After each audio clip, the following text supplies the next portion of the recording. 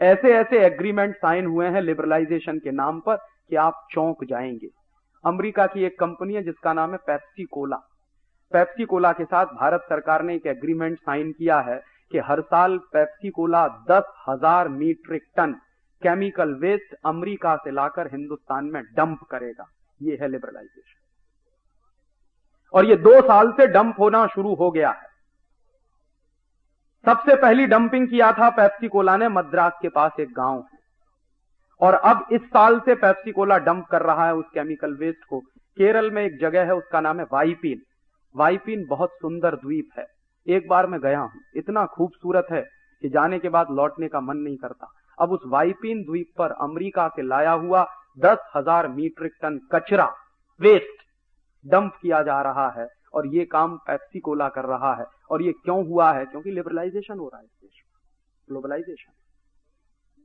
और ऐसे एक नहीं, हंड्रेड्स ऑफ एग्रीमेंट साइन हुए हैं कनेडियन कंपनियों के साथ, ऑस्ट्रेलियन कंपनियों के साथ, अमेरिकन कंपनियों के साथ, न्यूजीलैंड की कंपनियों के साथ, कि वो दुनिया भर के तमाम देशों का। कनाडा की एक कंपनी से तो ये एग्रीमेंट साइन हुआ है जिसको लेके हमने एक पिटीशन फाइल किया। एग्रीमेंट ये है कि कनाडा की कंपनी अपना एटॉमिक वेस्ट लेकर आएगी और हिंदुस्तान में डंप करेगी। ये कंपनी पहले बांग्लादेश के साथ एग्रीमेंट करना चाहती थी। बांग्लादेश की सरकार भी इतनी होशियार है कि जब उनको पता चला कि ये लाने वाले क्या हैं, तो एटॉमिक वेस्ट आएगा, तो उन्होंने कहा नहीं नहीं, हम इसको परमिशन नहीं देने वाले। जो एग्रीमेंट बांग्लादेश की सरकार ने नहीं किया, वो एग्रीमेंट हमारी सरकार ने किया कनाडियन कंपनी के साथ। और ऐसे 100 से ज्यादा एग्रीमेंट साइन हुए हैं जिसमें हर साल इस देश में हजारों मीट्रिक टन कचरा आएगा उनके देश का, और इस देश में डंप किया जाएगा।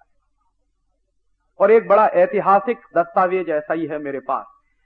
हॉलैंड की एक कंपनी है सीजवॉन वीवी, उसके साथ मनमोहन सिंह ने एक एग्रीमेंट साइन किया था। क्या एग्रीमेंट था?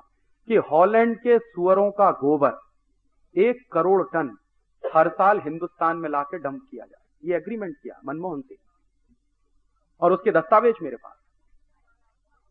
क्यों किया है? तर्क क्या था मनमोहन सिंह का? तर्क यह था कि हॉलैंड के सुअरों का जो गोबर है वो क्वालिटी में बहुत अच्छा है। क्यों अच्छा है क्वालिटी में? तो वो तर्क दे रहे थे। जब हमने कहा कि ये आपने क्यों किया है, तो एक दिन दिल्ली की एक मीटिंग में उन्होंने इस सवाल पर जवाब देते हुए कहा कि हमने इसलिए ये एग्रीमेंट साइन किया कि हॉलैंड के जो सुअरों का गोबर है वो बहुत अच्छा, क्वालिटी में बहुत अच्छा। और दूसरा क्यों अच्छा है? क्योंकि वहां के सुअर सोयाबीन खाते हैं। तो मैंने सवाल पूछा उनसे उस मीटिंग में कि ये सोयाबीन जाता कहां से? कि हमारे देश से जाता है। कहां से जाता है? मध्य प्रदेश से जाता है। आपको मालूम है इस देश में मध्य प्रदेश को पूरा सोयाबीन का बेल्ट बना दिया इसी ग्लोबलाइजेशन के चक्कर।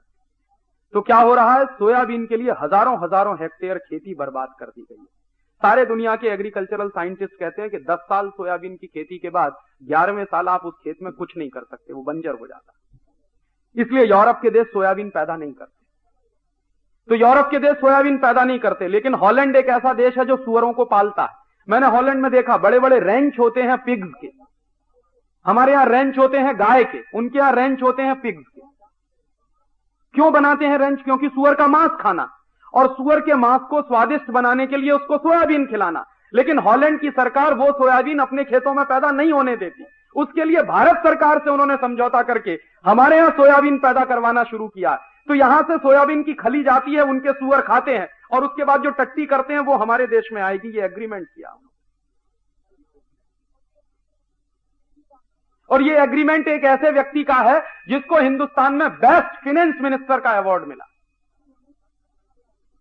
पता नहीं उनके दिमाग में भी वही गोबर भरा हुआ है। और जब हम कोर्ट में गए ये सब बातें लेकर, और मनमोहन सिंह को लगा कि अब फंसने वाले हैं, और जवाब नहीं देते बन रहा था उनको, कोर्ट ने नोटिस इशू कर दिए थे। इसको हमने पब्लिक इंटरेस्ट पिटीशन बनाया था। तो मनमोहन सिंह ने फिर बाद में प्रेशर में आके वो एग्रीमेंट कैंसिल किया। ऐसे एग्रीमेंट साइन होते हैं लिबरलाइजेशन और ग्लोबलाइजेशन। कोई एक मॉनिटरिंग कमेटी नहीं है इस देश में जो ये छांटती हो कि क्या एग्रीमेंट साइन हुआ है और उसके क्या परिणाम होने जा रहे हैं इस देश में। एक भी कमेटी ऐसी नहीं बनाई भारत